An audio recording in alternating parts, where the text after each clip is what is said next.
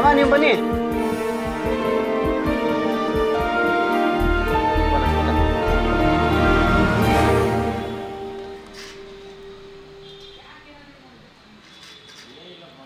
ಇವಾಗ ಸಿಲಿಂಡ್ರಿಗೆ ಎಲ್ಲೋ ಕೇಳಿದ್ರು ಇದು ಲೋಡ್ ಬರ್ತಾ ಇಲ್ಲ, ಸಿಲಿಂಡ್ರ್ ಬರ್ತಾ ಇಲ್ಲಮ್ಮ, ನಾವೇನು ಮಾಡೋದು ಅಂತ ಹೇಳ್ತಿದ್ದಾರೆ ಸರ್.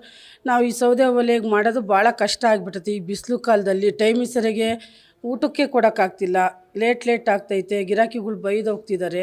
ಆದಷ್ಟು ನಮಗೆ ಸಿಲಿಂಡ್ರದ್ದು ವ್ಯವಸ್ಥೆ ಬೇಗ ಮಾಡಿಕೊಟ್ರೆ ಭಾಳ ಒಳ್ಳೆಯದು ಅಂತ ಕೇಳ್ಕೊಳ್ತೀನಿ ಸರ್. ಇವತ್ತು ಸೌದೆ ತಂದುಬಿಟ್ಟು ಒಲೆ ಎಲ್ಲ ಹೂಡಿ ಭಾಳ ತುಂಬ ಕಷ್ಟಪಟ್ಟಿದ್ದೀವಿ ಸರ್ ಇವತ್ತು. ಸೌದೆ ಏನು ಕಡಿಮೆ ಬೆಲೆಗೆ ಸಿಗ್ತಿದೆ? ಇಲ್ಲ ಸರ್, ಸೌದೆನೂ ರೇಟ್ ಆಗಿತ್ತು ಇವತ್ತು. ಯಾಕೆ ಸರ್ ಹಿಂಗೆ ರೇಟ್ ಅಂತ ಕೇಳಿದ್ರೆ, ಇಲ್ಲಮ್ಮ ರೇಟ್ ಆಗಿತ್ತು, ಇವಾಗ ಎಲ್ಲರೂ ಸೌದೆ ಅಂತ ಬರ್ತಾ ಇದ್ದಾರೆ, ಸೌದೆ ಸ್ಟಾಕ್ ಇಲ್ಲ, ನೀವು ತೊಗೊಳ್ರಿ ಬಿಡ್ರಿ ಅಂದರು. ಅದಕ್ಕೆ ತೊಗೊಂಡು ಬಂದ್ವಿ ಸರ್. ನಾವು ಹೋಟೆಲ್ ನಡ್ಸಕ್ಕೆ ಯಾವ ಥರ ಕಷ್ಟ ಆಗುತ್ತೆ? ತುಂಬ ಕಷ್ಟ ಐತೆ.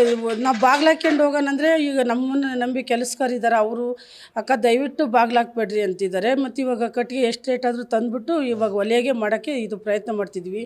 ಹೋಟೆಲ್ ಬಾಡಿಗೆ ಕಟ್ಟೋಕ್ಕಾಗೋದಿಲ್ಲ ಬಾಗ್ಲಾಕ್ಯಂಡು ಹೋದರೆ. ಅದಕ್ಕೋಸ್ಕರ ಈಗ ಸೌದೆ ತಂದುಬಿಟ್ಟು ಪ್ರಯತ್ನ ಭಾಳ ದಿವಸ ಆಗಲ್ಲ ಸರ್. ಆದಷ್ಟು ಬೇಗ ಸಿಲಿಂಡ್ರ್ ವ್ಯವಸ್ಥೆ ಮಾಡಿಸ್ಕೊಡ್ರಿ. ಹೋಟೆಲಲ್ಲಿ ನಾವು ಒಳಗಡೆ ಗ್ಯಾಸಲ್ಲಿ ಅಡುಗೆ ಮಾಡ್ತಿದ್ವಿ.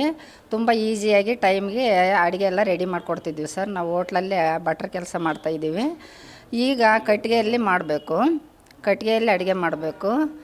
ತುಂಬ ಲೇಟ್ ಆಗ್ತೈತೆ, ತುಂಬ ಕಷ್ಟ ಆಗ್ತೈತೆ ಸರ್. ಇಲ್ಲೆಲ್ಲ ಬಿಸಿಲು ಜಳ ಹೊಡಿತೈತೆ, ಹಂಗಾಗಿಬಿಟ್ಟು ನಮಗೆ ಭಾಳ ಕಷ್ಟ ಆಗ್ತೈತೆ. ಈಗ ನಮ್ಮ ಹೋಟೆಲ್ನೇ ನಂಬ್ಕೊಂಡು ಭಾಳ ಜನ ಮತ್ತು ಶಾಲೆ ಮಕ್ಕಳು ಮತ್ತು ನೌಕರಿಯಲ್ಲಿರೋರು ಎಲ್ಲ ತಿಂಡಿಗೆ ಊಟಕ್ಕೆಲ್ಲ ನಮ್ಮ ಹೋಟ್ಲಿಗೆ ಬರ್ತಾಯಿದ್ದಾರೆ.